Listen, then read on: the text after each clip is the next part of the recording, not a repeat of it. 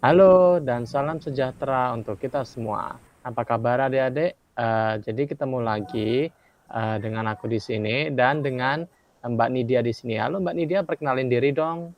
Halo semuanya, perkenalkan nama aku Nidia Putri Andini dari jurusan Matematika. Di sini aku juga bertanggung jawab untuk bagian edukasi dalam kelompok KKN kami, tapi khusus untuk proker kali ini, yaitu pengenalan platform.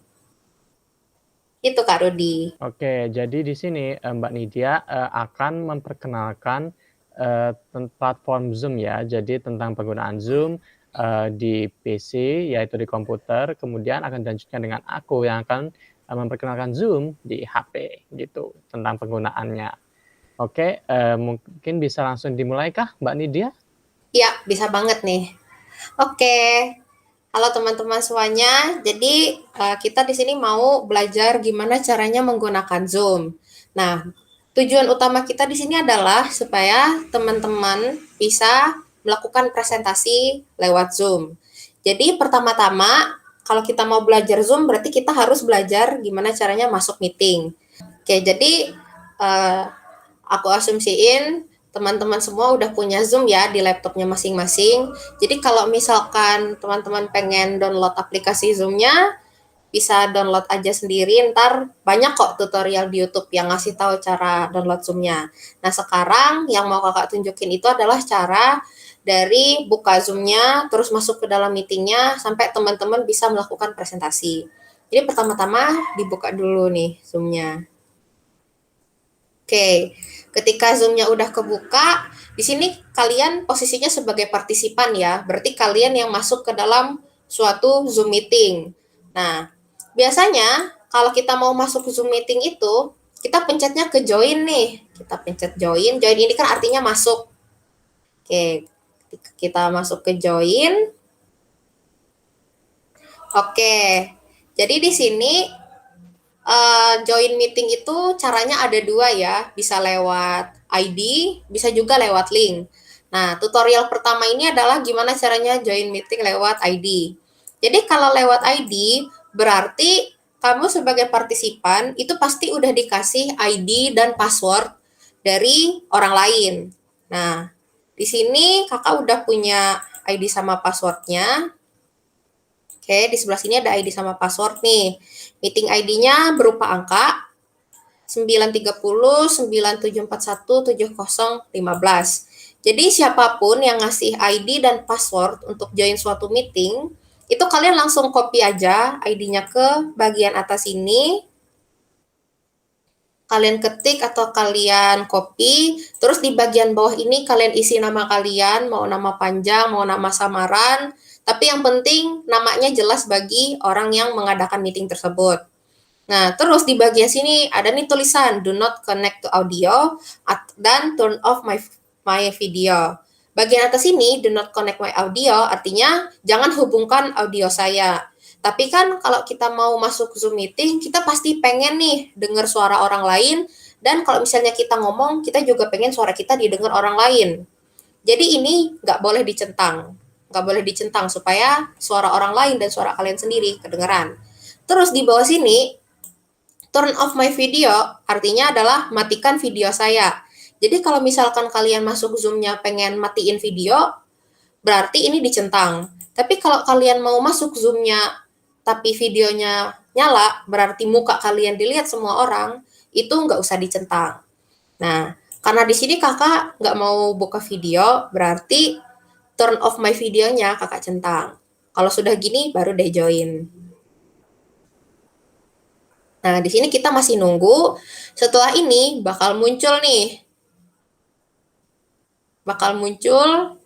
bagian passwordnya. Di sini udah dikasih nih password P92LJX. Nah, enter meeting passcode atau masukkan password pertemuannya, itu kalian langsung ketik ulang aja dari password yang udah dikasih sama orang lain atau siapapun yang mengadakan meetingnya. Kalian bisa ketik, kalian bisa copy juga, tapi di sini kalau ketik ya, P92LJX. Nah, kalau kita masukin password itu jangan lupa ya caps lock atau huruf besar sama huruf kecil itu diperhatikan. Kalau udah dimasukin, langsung pencet join meeting, lalu kita tunggu. Oke, selanjutnya kita tunggu aja sampai terkoneksi masuk ke dalam Zoom. Nah, teman-teman semua bisa lihat kalau sekarang kakak udah masuk ke dalam Zoom meeting. Jadi kakak di sini berperan sebagai partisipan, sementara hostnya alias orang yang bikin Zoom-nya itu ada di sebelah kiri, yaitu Kak Rudi Santoso. Oke, jadi tadi itu adalah cara masuk cara masuk Zoom meeting melalui ID dan password.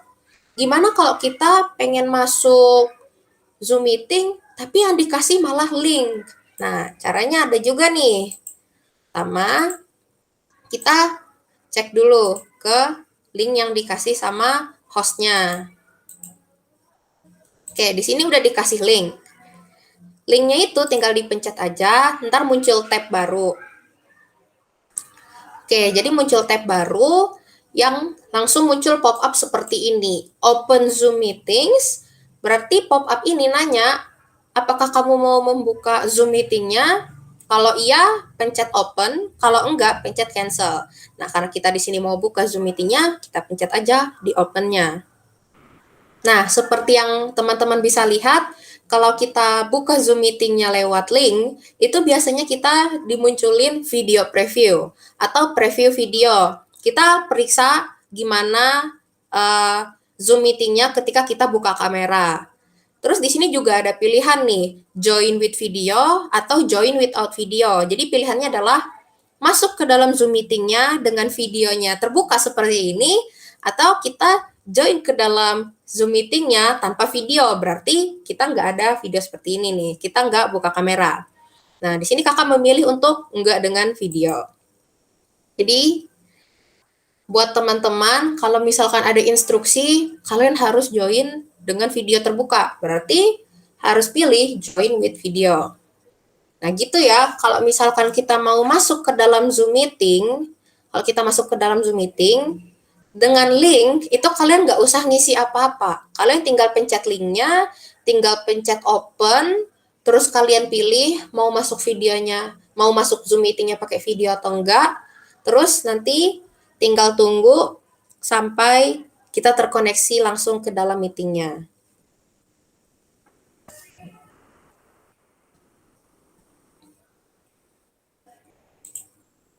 Oke, jadi di sini kita udah buka ya Zoom meetingnya. Di kanan sebagai partisipan, kakak sebagai partisipan, lalu di kiri Kak Rudi sebagai hostnya. Oke, di sini udah jelas ya cara buka Zoom meeting. Sekarang kita cek satu-satu nih fitur Zoom meeting yang bisa berguna bagi kita sebagai seorang partisipan. Jadi pertama-tama, kalau misalnya kita masuk sebagai partisipan nih, terus kita disuruh suruh teman-temannya buat masuk ke dalam Zoom meeting gitu. Tapi kita bingung, loh gimana ya caranya supaya kita bisa bawa teman-teman kita masuk ke dalam Zoom meeting ini? Caranya mudah, kita tinggal melakukan hal yang sama seperti orang lain, yaitu kalau nggak sebar link, ya sebar ID sama passwordnya. Loh, terus dapat link sama passwordnya dari mana nih? Nah, dapatnya tuh dari ujung kiri atas ini. Nah, kalian ke ujung kiri atas, di sini ada bentuk shield, ada bentuk warna hijau ini sama ada tanda centang, namanya meeting information.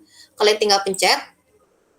Nah, di sini ada informasi tentang Zoom meetingnya. Nah, ini meeting ID-nya.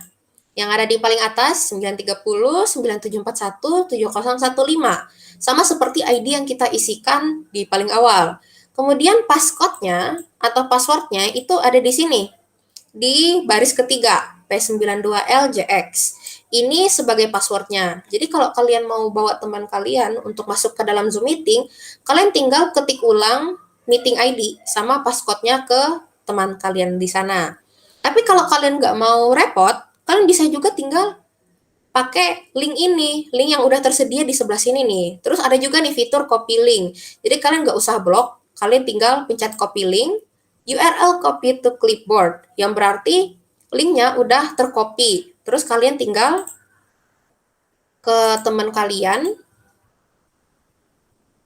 diketik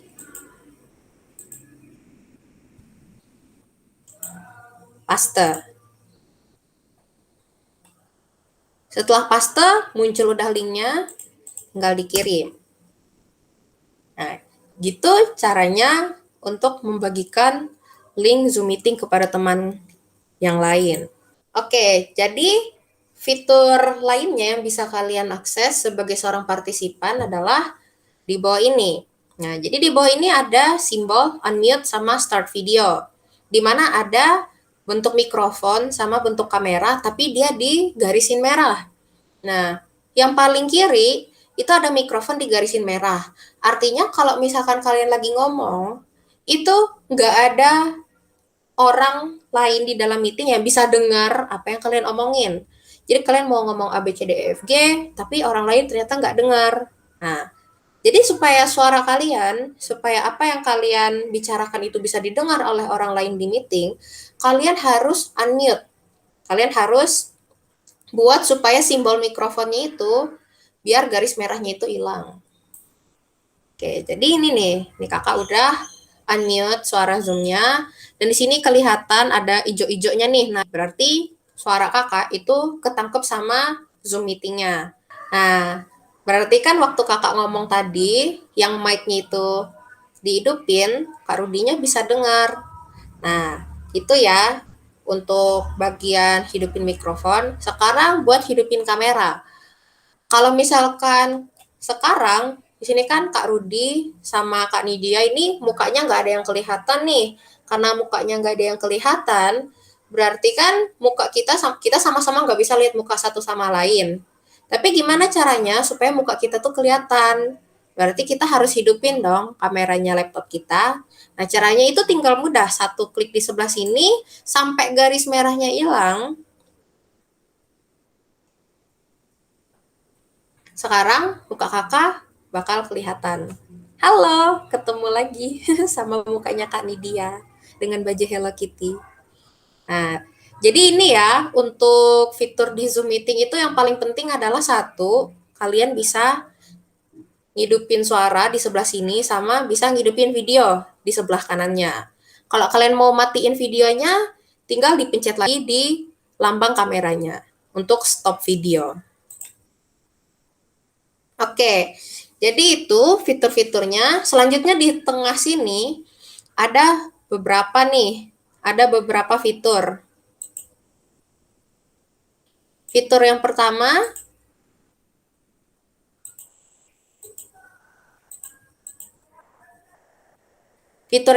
adalah fitur partisipan. Jadi ketika kalian pencet partisipan ini, kalian bisa lihat di sebelah kanan siapa aja yang masuk ke dalam Zoom meeting. Jadi kalian bisa ngecek nih, oh temanku masuk Zoom meeting atau enggak. Kalau mereka enggak masuk, kalian tinggal pakai cara ini, sebar link, kirim ke teman kalian, tunggu sampai teman kalian masuk. Tapi kalau teman kalian sudah masuk, berarti kalian bisa menjamin, oh oke, mereka udah masuk ke dalam Zoom meetingnya. Terus supaya daftar teman di sebelah sini bisa hilang, tinggal pencet panah ke bawah, close. Oke, selain itu di partisipan ini, satu fitur yang bisa kalian lakukan adalah mengubah foto profil dan mengubah nama kalian. Misalnya ini nih, Kak Nidia foto profilnya ada yang lucu-lucu nih, tapi kakak mau ngubah supaya foto profilnya diganti sama yang lain. Supaya diganti, kalian tinggal ke more, terus ini muncul ada dua opsi. Pilih ke edit profile picture, terus ke change picture atau ubah gambar, lalu masuk ke dalam folder kalian. Nah, kalian bisa pilih nih, mau gambar apa yang dijadiin gambar foto profil penggantinya. Misalnya sebelah sini Kak Nidia mau pakai foto Patrick.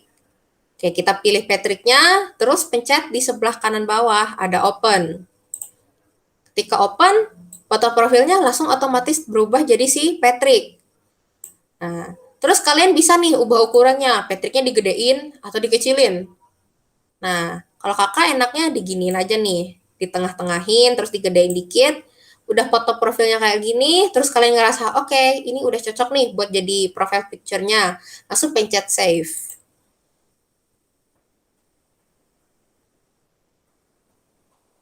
Nah, sekarang foto profilnya udah berubah jadi si Patrick. Oke, fitur lainnya yaitu ubah nama. Jadi dengan cara yang sama, kalian ke more, terus ke rename untuk mengubah nama. Nah, awalnya kan nama kakak nih, dia Putri Andini nih, terus mau ngubah. Soalnya kan foto profilnya Patrick, kita ubah aja nih namanya jadi Patrick.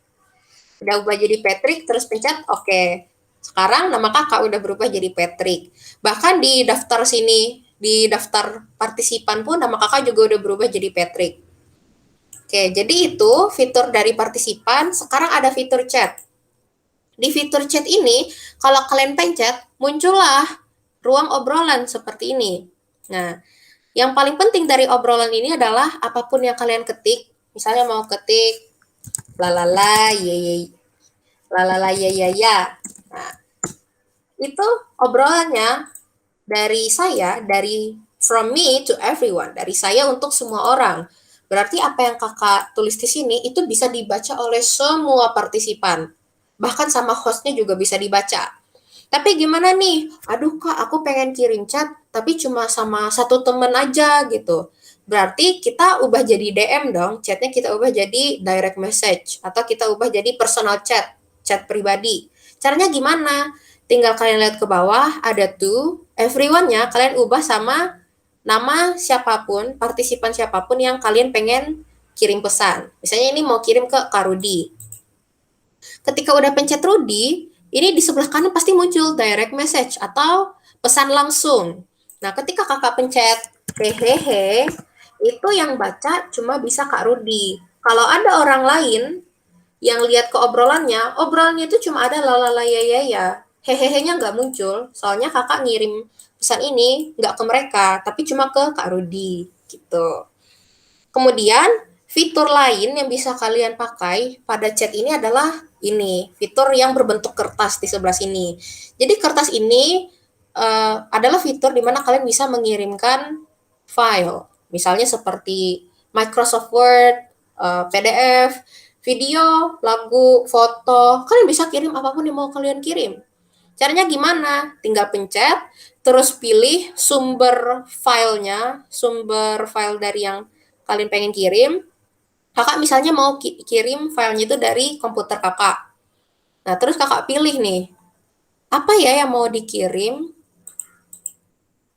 Misalnya kakak mau kirim foto, misalnya kakak mau kirim di sebelah sini ada foto. Oke, ini ada foto nih, kakak mau kirim. Tinggal pencet fotonya, terus pencet open. Nah, sekarang fotonya sedang loading untuk dikirim ke chatnya. Cuma kalau misalkan kita mau kirim folder, itu preview atau bentukan foldernya itu nggak kelihatan. Cuma kelihatan bentuk file seperti ini, orang lain harus download dulu supaya fotonya kelihatan. Gitu. Oke, fitur selanjutnya nih ada bentuk emoji. Dari bentuk emoji ini sama aja. Dari bentuk emoji ini sama aja kayak kita mau kirim emoji di WhatsApp.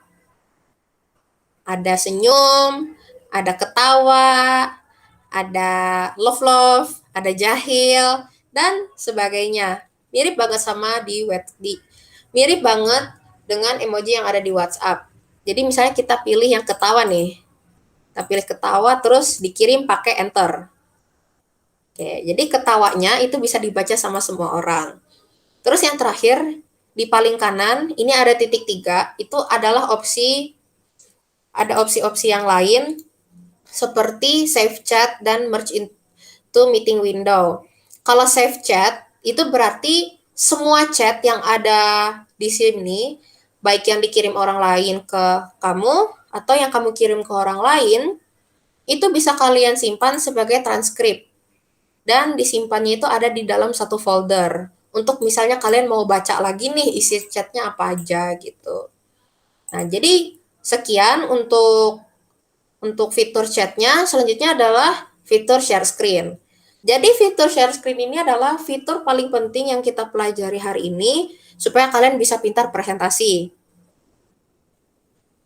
Kalau kita pencet share screen-nya, ini ada banyak opsi. Jadi share screen itu adalah fitur di mana kalian bisa membagikan semua yang ada di layar PC kalian, di layar laptop, layar komputer kalian, dan layar itu nanti bisa dilihat oleh orang lain yang ada di meeting tersebut. Misalnya, kalau misalnya kakak pencet yang paling atas kiri, screen, berarti semua yang ada di layar kakak ini itu bisa dilihat sama orang lain. Tapi kalau misalkan kakak cuma pengen nge-share ini, file explorer, berarti orang lain cuma bisa ngelihat file ini. Jadi dia bentuk kotak ini cuma segini aja yang bisa dilihat sama orang lain. Itu. Terus fitur-fitur lainnya dari share screen ini adalah misalkan kalian mau share screen, tapi kalian pengen juga suara yang ada di dalam laptop kalian itu kedengeran. Misalnya kalian ngidupin lagu. Nah, jadi kalian pencet screen-nya, terus di bawah sini ada share sound. Share sound ini harus kalian centang. Karena share sound artinya membagikan suara. Nah, itu kalian centang, nanti ketika kalian share screen-nya, itu nanti suara yang ada di dalam laptop atau komputer kalian itu bisa didengar juga sama orang lain. Soalnya kalau kita nggak pakai share sound, itu yang orang lain lihat cuma layarnya, nggak sama suaranya. Terus kalau whiteboard ini kalau kalian share sama orang lain, artinya kalian cuma nge-share ini nih, ini papan tulis warna putih, dan bisa kalian coret-coret. Misalnya kalian mau ini nih, pengen ngegambar apa gitu, mata, senyum, rambut gitu. Kalian pengen share ke orang lain nih hasil gambaran kalian.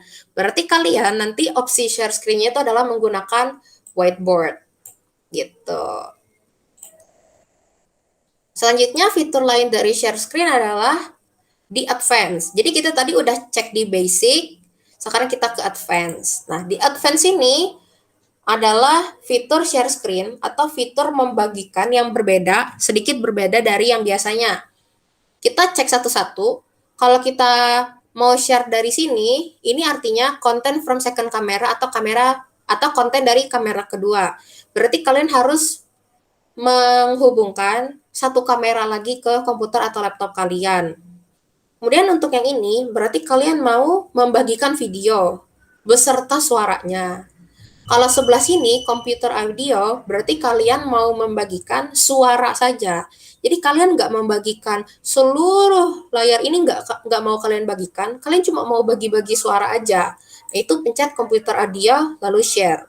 Ketika kalian share, berarti lagu apapun, suara apapun yang muncul di laptop kalian itu kedengaran sama orang lain.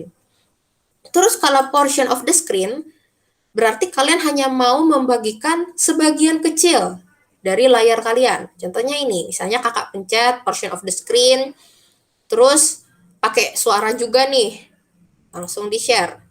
Nah, kalau misalkan gini, karena dia portion of the screen atau bagian dari layar, berarti kita bisa mengecilkan dan membesarkan ukuran layar yang ingin kita bagikan ke orang lain gitu.